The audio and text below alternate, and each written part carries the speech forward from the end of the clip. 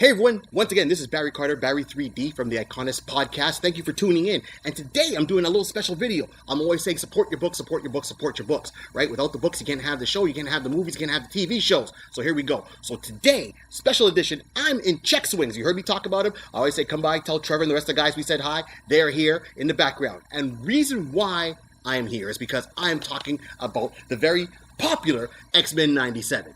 Now, I know you've all seen X-Men'97, the videos done to death, back and forth. But if you watch the show and you watch X-Men'97 and you get to the end with some of the Easter eggs and you're watching the cartoon going, what are they doing next?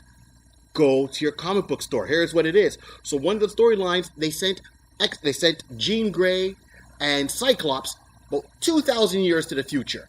In the future, there's a comic book called The Adventures of Cyclops and Phoenix. It's a 4-issue miniseries that came out in 1994. And they end up raising Nathan. That's right, before he becomes Cable. He's a 12-year-old boy.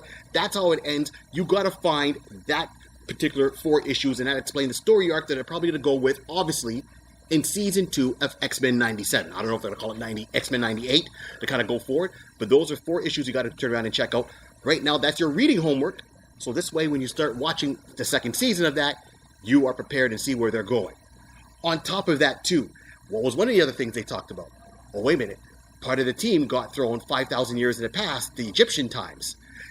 It was Rogue, it was Nightcrawler, and I can't remember who else was there. Like, it's been a while. And I watched the show, and they had to go and save a person, and his name is Enbersur,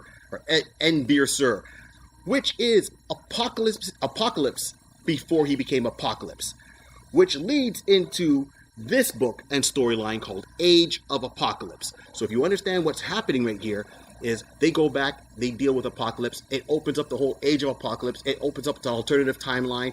During that whole timeline, you see Wolverine show up and he's missing an arm, he's missing a hand, and there's a whole storyline. Cyclops is missing an eye, but it goes into that whole storyline. It turns out the X-Men turn out to be enforcers for Apocalypse because he changes certain aspects of the timeline. Once again, it's time travel. There we go. You want to know what's going on? You come down, you get your Age of Apocalypse storyline. You read those books, great tie-ins. You can also find a graphic novel like I did over here at Check Swings. Now, here's another thing. I'm not sure if they're going to do that. We know there's an X-Men'97 comic book that Marvel is putting out right now. I've got issue number 3 in my hands. Haven't read it yet, but I'm curious. We'll see more about that later on. The other part of this is, I know this says Onslaught Reborn. You have to understand who Onslaught is first. How X-Men ended, you had Charles Xavier, you had Magneto. In the comic book, their 2 personalities get merged and form this big armored villain. It looks like Magneto's armor, color scheme and everything with the red and a little bit of the purple, but he also has psychic powers like Charles Xavier. This person becomes Onslaught and turns around and just gets into a major storyline that decimates not just the X-Men, but all heroes in the Marvel Universe, which led to Marvel at the time saying, we want to do a storyline called Heroes Reborn. And in Heroes Reborn, you've seen the famous picture of Rob Liefeld doing Captain America, and that's how he drew him. Okay, fine. But in the storyline, we dealt the Fantastic Four, Kirk Franklin, to save all the heroes, the X-Men, the Fantastic Four, the Avengers, and all your solo heroes, Spider-Man, so forth like that. He used his celestial power to put him into a pocket universe, which they didn't realize at the time, to keep them from dying because Onslaught was about to deliver the death blow. That leads into Onslaught. Now, Onslaught Reborn is a continuation of some of these storylines that was happening. So in Heroes Reborn, we had a different version of Iron Man. We had a different updated version of Captain America, the Fantastic Four, and different artists from Jim Lee to Waltz Pelcho to, the big hitters worked on that together. So a lot of people are talking about what X-Men'97 did.